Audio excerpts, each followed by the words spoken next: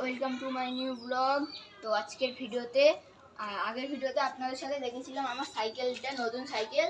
তো ওই সাইকেলটায় আমি দুদিনের না, কালকে রাত্রিবেলায় কিনেছিলাম।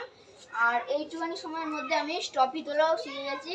তো আমি ওখান থেকে চালিয়ে ফার্স্টে আপনাদের সাথে স্টপিটা আমি নিজে মেরে দেখাবো, তারপর আপনাদেরকে শেখাবো কী করে আপনারাও স্টপিটা।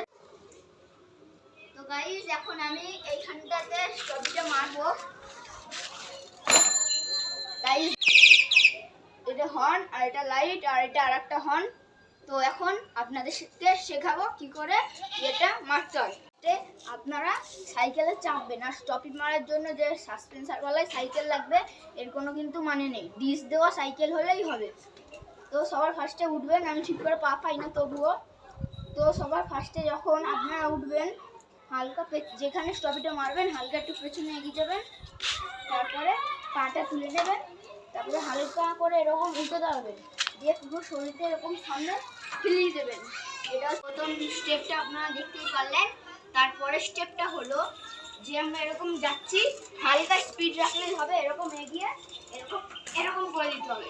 মানে সাইকেলটার আমার যত ওয়েট আছে সব সামনের দিকে সাসপেন্সারটাকে ব্রেকটা চিপবো। তো এই পেছনের ব্রেক চিপলে হবে না,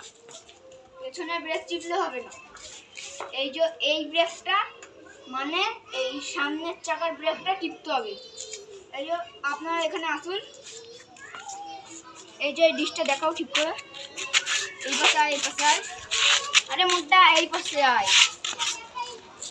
দেখুন গাইজ, এই ডিশটা আমি মারছি। গাইজ, এরকম উঠে এরকম সামনের দিকে করে সামনের ব্রেকটা চিপবো।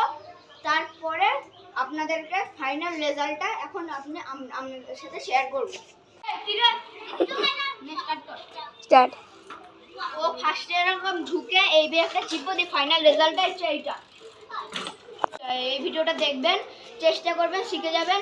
আর আমিও একটা ইউটিউবের ভিডিও দেখে এটা শিখেছি। তো অনেকবার চেষ্টা করতে করতে হয়ে যাবে।